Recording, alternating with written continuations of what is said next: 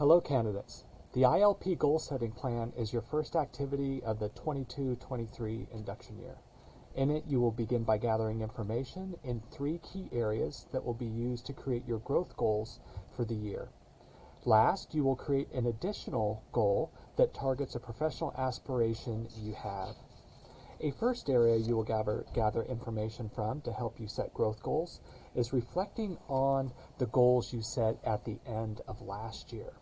Year ones, at the end of your preliminary credential program, you should have completed an individual development plan. In this plan, you set goals for your first year in induction. I believe the majority of year one candidates should have that plan, but for some reason, if you don't, then go ahead and reflect with your mentor on goals that you would have had at the end of your preliminary credential program. And then for year 2 candidates, review the next steps section from your 21-22 ILP Phase 4.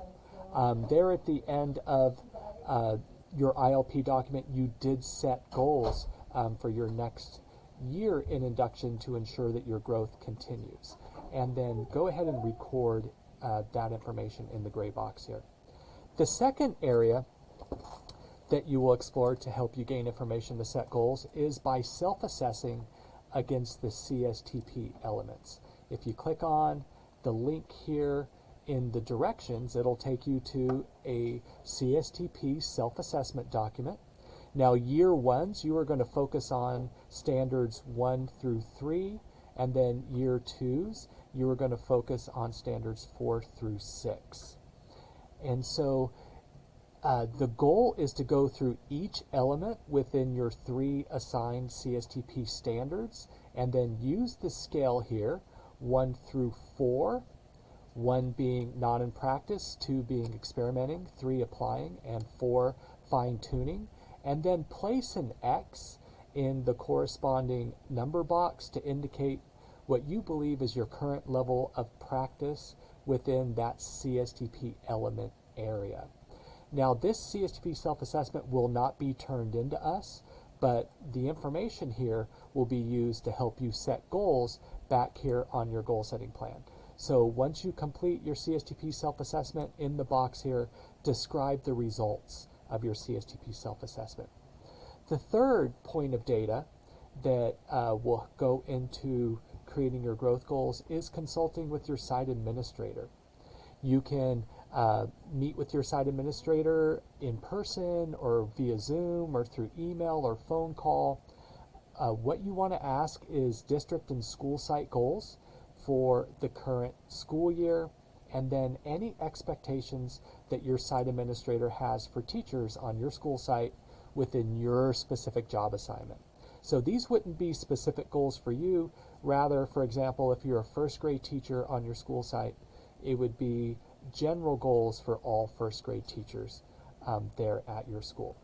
Once you gather data from these 3 points, reflect on this data with your mentor, and then set 3 growth goals for the 22-23 year. Year 1 candidates, you will select specific elements from CSTPs 1, 2, and 3, and then year 2s, you will select specific elements to be your goals from CSTPs 4, 5, and 6. And so you can see an example here. So this would be a year 1 candidate who selected element 1.4 to serve as the growth goal for CSTP standard 1. And that language would then be quoted here. And then the candidate narrowed down in more detail specifically how he or she wanted to grow in that particular element area. And then went across and described rationale, actions and steps, timelines, etc. So those 3 goals would be recorded in this space here. And then a last goal that will be created is a professional goal. This would be any kind of professional aspirations that candidates have for this next induction year, like taking on new leadership roles or joining committees or associations, and the same process will be worked through here. Once your ILP goal setting plan is complete, make sure that it's brought to the induction launch, and it will be uploaded to our website by the due date.